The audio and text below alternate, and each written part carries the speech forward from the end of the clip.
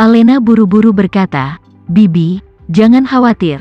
Tama dan aku telah sepakat bahwa kami akan datang menemuimu segera setelah kami menyelesaikan urusan kami di sini, dan kami tidak terburu-buru untuk kembali, jadi kami akan tinggal di tempatmu selama beberapa hari lagi untuk menemanimu." Bibi Ratih sangat lega sehingga dia menganggukkan kepalanya dan berkata, "Bagus sekali. Rumah di sini sangat besar, dan rumah yang saya dan Cici tinggali memiliki 5 kamar tidur di 2 lantai atas dan bawah. Jadi kami khawatir itu tidak cukup hidup." Tama segera tersenyum dan berkata, "Oke, Bibi Ratih, maka itu kesepakatan." "Oke," Bibi Ratih berkata sambil tersenyum, "kalian cepatlah dan sibuk, mari kita bicara lain kali." Setelah menutup video, Tama mau tidak mau memikirkan kembali pesan teks tadi. Meskipun dia memastikan bahwa Cici aman dan sehat, tetapi dia masih memiliki beberapa keraguan di hatinya. Dia benar-benar tidak tahu apa tujuan pihak lain mengirim pesan teks ini. Jika itu untuk penipuan, tetapi mengapa pihak lain tidak terus menghubungi diri mereka sendiri? Jika itu hanya untuk lelucon, tingkat lelucon ini kurang lebih buruk. Lagi pula, dia hanya membutuhkan video untuk menentukan apakah Cici Fei benar-benar dalam bahaya. Dengan ragu, dia membuka pesan teks itu dan menjawab ke pihak lain, "Siapa kamu?" Tapi tak disangka, pesan itu tenggelam seperti batu ke laut dan tak pernah ada balasan. Sampai Tama dan Alena, dan Kelly makan malam dan kembali ke kamar, orang misterius yang mengirim pesan teks itu masih tidak memberikan jawaban apapun kepada Tama. Tama juga mencoba menelepon dengan tenang, tetapi pihak lain masih dalam keadaan mati. Dia masih sedikit gelisah, jadi dia mengirim pesan teks kembali ke nomor ini. Pesan teks itu menulis, "Jika Anda adalah teman Cici Fei, karena niat baik, tolong beritahu saya beberapa informasi yang lebih spesifik. Terima kasih." Pesan itu terkirim, tetapi juga tenggelam seperti batu di lautan yang dalam. Alena karena terburu-buru dengan perjalanan seharian, sedikit banyak merasa lelah, sehingga setelah mandi, tidak bisa menggendong lagi dan pergi tidur. Tama selesai mandi, terbungkus jubah mandi pergi ke teras presidential suite yang terletak di lantai paling atas. Melihat keluar di lampu, dia memiliki perasaan campur aduk di hatinya. Meskipun ini adalah pertama kalinya di Providence, 2 atau 300 km dari Providence, New York, keluarga kakeknya menetap di sana. Area Teluk San Francisco, beberapa ribu kilometer jauhnya di pantai barat, adalah tempat ibunya, Sarah. Di mana dia belajar di Universitas Stanford dan Lembah Silikon, tempat dia membangun legendanya. Ketika dia datang ke AS lagi setelah lebih dari 20 tahun, dia merindukan ibunya tak terkendali, seperti gelombang pasang yang bergelombang. Dia ingat masa kecilnya bersama orang tuanya, hatinya meneteskan darah pada saat yang sama. Dia tidak bisa tidak bertanya pada dirinya sendiri lagi, siapa yang membunuh orang tuanya saat itu, dan motif pihak lain, pada akhirnya, tentang apa. Selain itu, dia juga ingin tahu, keluarga Renza saat itu di domestik Perdana Menteri. Keluarga Poland di dunia internasional berdiri di ujung piramida. Dengan 2 orang ini sebagai pendukung, mengapa orang tuanya masih bisa dibunuh oleh seseorang? Memikirkan hal ini, hati Tama memiliki perasaan campur aduk. Meskipun mereka memiliki sarana ke langit, bagaimana mereka bisa berakhir seperti itu? Masih belum bisa mengetahui apa yang terjadi saat itu, dan apa agenda tersembunyi di baliknya. Jika dia bisa mendapatkan kembali kehidupan orang tuanya, dia rela menyerahkan semua yang dia miliki. Bahkan jika itu berarti melepaskan 9 kitab suci surgawi yang mendalam, dia tidak akan mengeluh. Namun sayangnya, dunia tidak akan memberinya kesempatan untuk bertukar. Ketika dia menghela nafas, ponselnya tiba-tiba berdering.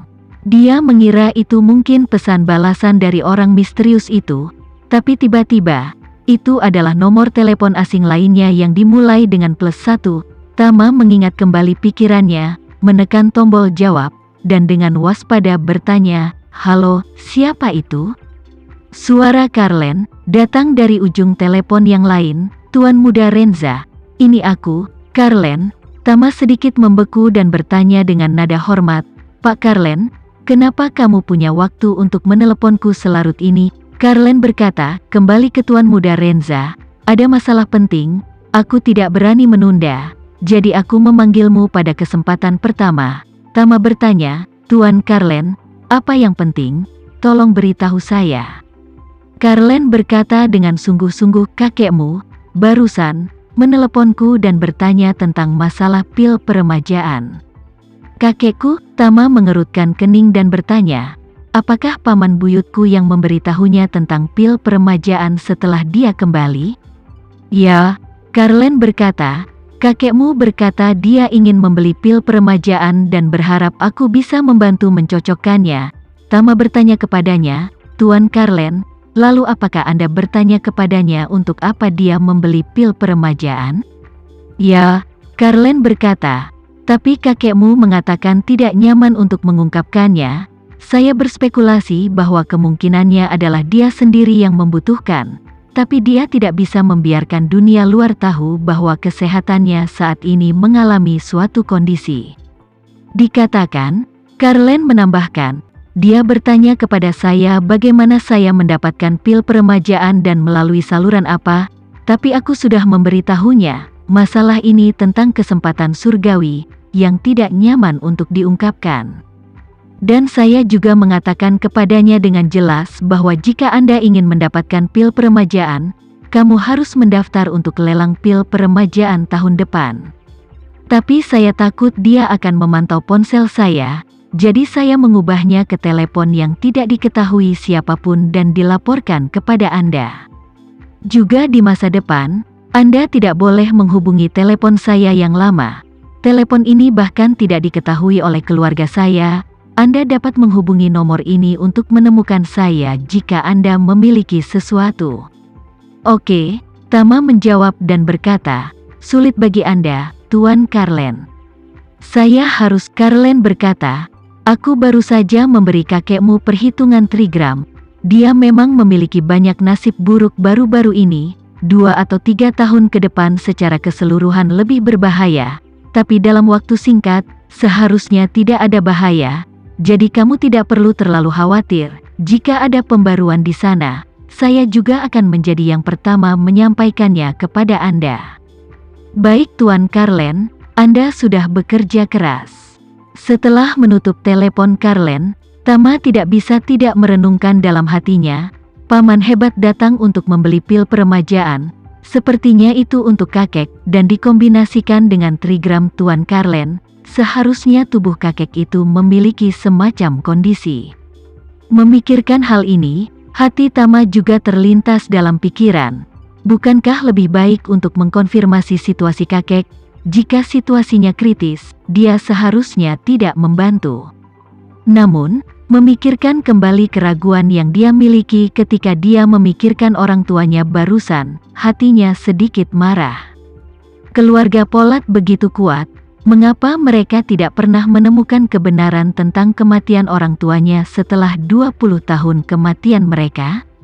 Selain itu, dia masih ingat ketika dia mengikuti ibunya kembali ke Amerika Serikat untuk mengunjungi keluarganya, kakek selalu tidak ada yang baik untuk dikatakan kepada ibunya. Setiap kali, setelah ibunya mencoba mengikuti kakek nenek dan kerabatnya, dia akan kembali ke kamarnya dan menangis diam-diam. Dan keluarga kakek, sikap terhadap ayah bahkan lebih buruk, seringkali kembali untuk tinggal selama beberapa hari, kakek akan jarang mengucapkan sepatah kata pun kepada ayahnya. Jadi, memikirkan hal ini, Tama terhadap kakek kurang lebih memiliki beberapa keluhan. Karena dia membutuhkan pil peremajaan sekarang, situasinya tidak terlalu mendesak. Biarkan dia mendaftarkan dirinya untuk pelelangan tahun depan. Sekian dulu ya video kali ini, kita lanjutkan lagi videonya di lain waktu. Oh iya, bagaimana menurut kalian? Semoga bisa sedikit menghibur kalian semua. Untuk teman-teman yang baru nonton, jangan lupa subscribe ya, hehehe.